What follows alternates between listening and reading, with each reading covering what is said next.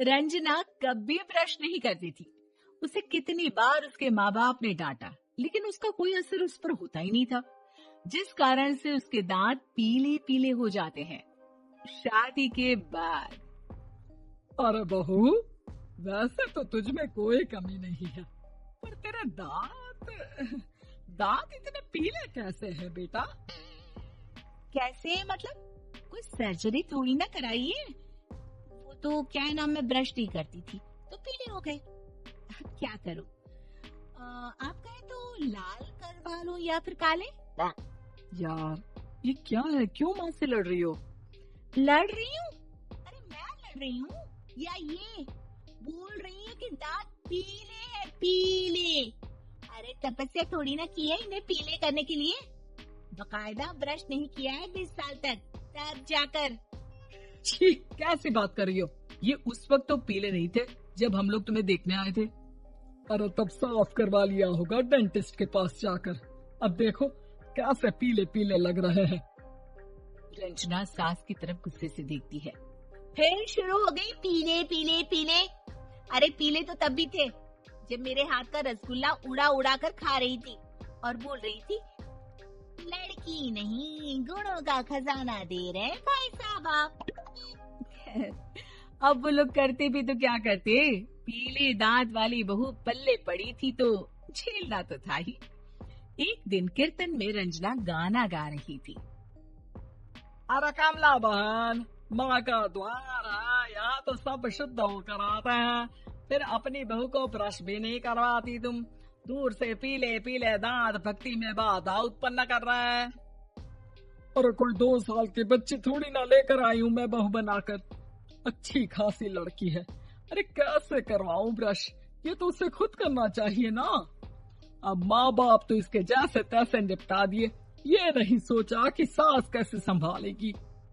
सास बहू को लेकर घर आ जाती है, लेकिन सोच लेती है कि अब इसे लेकर कहीं नहीं जाएगी। अगले रोज बहू कहती है, अरे क्या हो गया, मंदिर नहीं जाना क्या?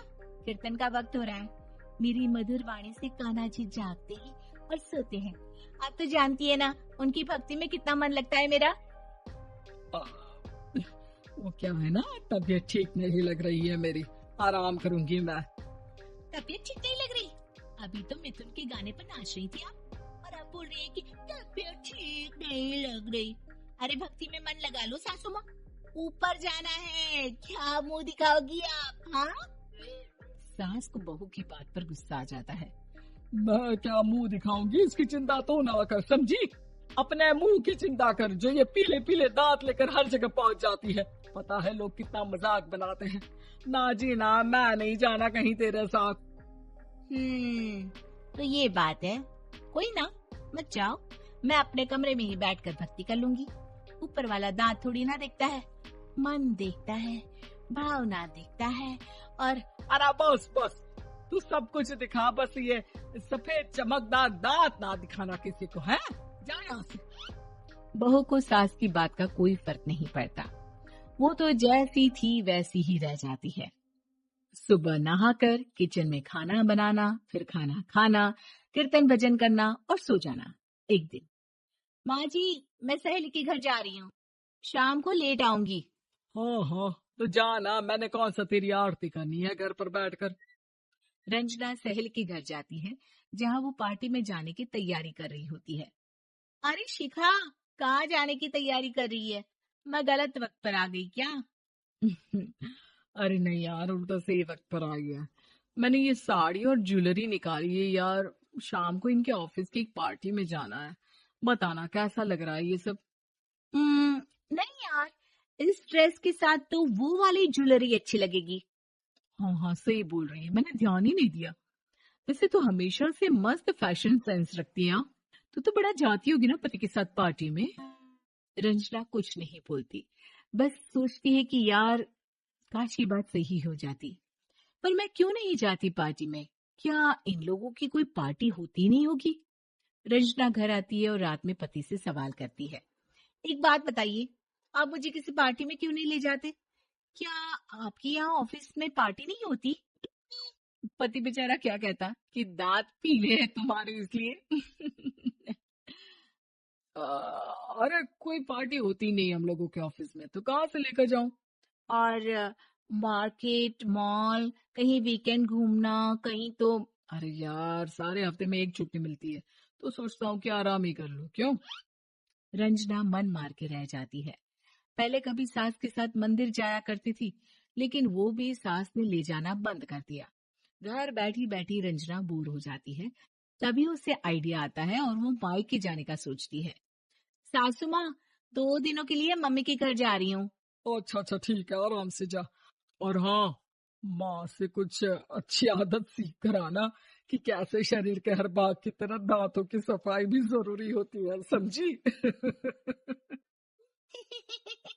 शुरू हो गई ना आप। वो लोग आपकी तरह नहीं है कि छोटी छोटी बात का बतंगड़ बना दे।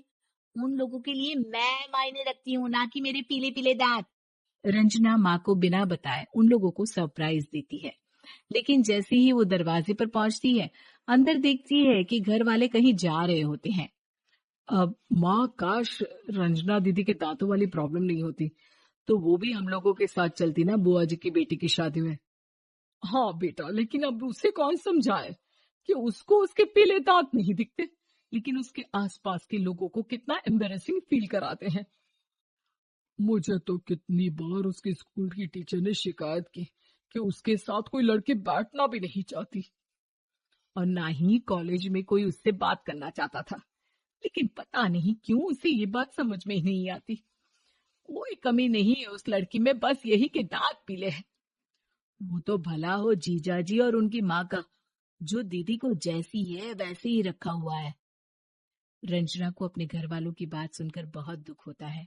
वो सोचती है कि वो क्या करे, लेकिन फिर वो सीधा डेंटिस्ट के पास जाती है, अपने दांत चमकाती है और कसम खाती है कि वो रोज ब्रश करेगी। अरे क्या हो गया? तुम तो 2 दिनों के लिए गई थी ना। पर कोई ना, अच्छा है, चलो आ गई तो। रंजना सास के सामने आकर खड़ी हो जाती है और पूरी स्माइल करती है, उसके चमकदार दांतों को दिखाती हुई। हाँ? चले मंदिर। माँ, मुझे माफ कर दीजिए, मैंने आप लोगों को बहुत एम्बेरसिंग फील करवाया। मैं आज से रोज ब्रश करूंगी।